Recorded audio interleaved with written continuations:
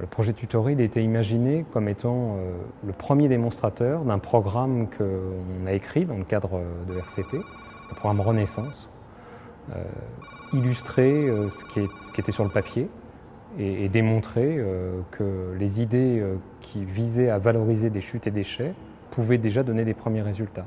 Le programme Renaissance il a été initié sur 2 projets qui ont été des succès. Le béton Hermès, donc une revalorisation de broyats cristal de Saint-Louis, qui normalement sont des chutes, qu'on a retravaillé, calibré, pour substituer un des composants d'un béton fibré ultra haute performance. Et puis une démonstration avec RCP dans le cadre du CERTESSENS, où on a travaillé sur un programme déjà de la DG6, avec 4 entreprises du patrimoine vivant, en démontrant qu'il était possible, par une démarche à la fois de création et liée aux démarches sensorielles, de valoriser les approches liées aux matériaux qui sont utilisés par ces entreprises et ces maisons de luxe. Alors ce projet Tutoré, c'est le prototype d'un projet plus large qui s'appelle Renaissance. L'enjeu, c'est de former des gens qui ont une agilité à prototyper des projets dans quelques domaines que ce soit, technologie, business, design. Donc un master sur 2 ans, porté par l'Université Jean Monnet de Saint-Étienne, en spécialité gestion et entrepreneuriat, porté par l'École des mines de Saint-Étienne, ingénierie, et porté par l'École de design de Saint-Étienne, donc en design. Donc c'est un master qui regroupe 3 moyens de création de valeur en innovation, donc l'entrepreneuriat, la gestion, l'ingénierie et le design. Ce dont on s'aperçoit, c'est qu'on arrive sur des temps très très courts, par exemple sur des ateliers d'innovation en 4 jours, à une qualité des projets, ce qui veut dire que quand on arrive à mettre ensemble et à faire travailler ensemble efficacement ces disciplines de manière collaborative et à leur donner assez rapidement une forme qui dépasse la simple idée de départ, mais qui deviennent des vrais business proposals, des vraies propositions d'activité.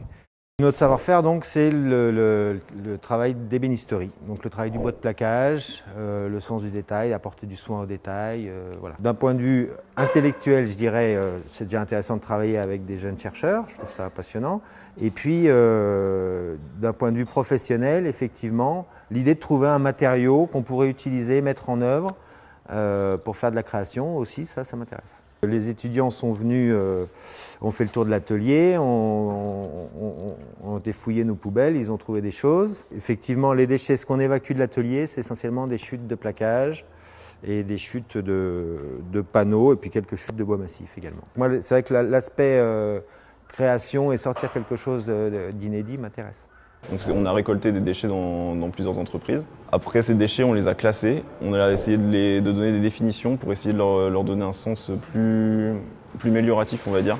Une fois qu'on les avait classés, on a essayé de voir ce qu'on pouvait en faire, quel matériau on pouvait associer avec quel matériau, pour essayer de créer des projets de matière, par exemple des matériaux hybrides en associant plusieurs matériaux. J'avais un petit peu le rôle on va dire en particulier de prototypage, comme j'aime bien la création d'objets. Ça m'intéressait de travailler sur ce projet, de valoriser un déchet quand on n'a plus besoin.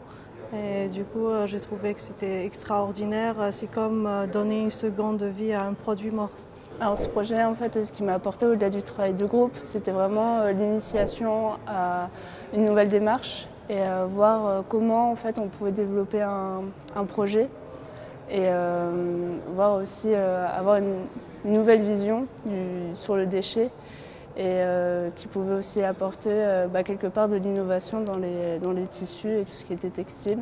Il m'a apporté une nouvelle vision sur les déchets, sur voir toutes les choses qu'on jette dans les entreprises, qu'on pourrait récupérer pour faire de nouvelles pièces. Alors déjà personnellement, j'aime pas jeter et en fait, en étant designer, on se rend compte que on produit des choses, mais derrière, il y a aussi toutes les chutes qu'on ne voit pas forcément. Et puis, c'est des nouvelles problématiques de création, c'est faire avec ce qui reste. Donc, on part de la matière pour créer une nouvelle matière, donc c'est plutôt intéressant. Ce démonstrateur particulièrement pertinent nous a permis de valider le programme Renaissance sélectionné par la DG6 sur la valorisation de la filière luxe et haut de gamme.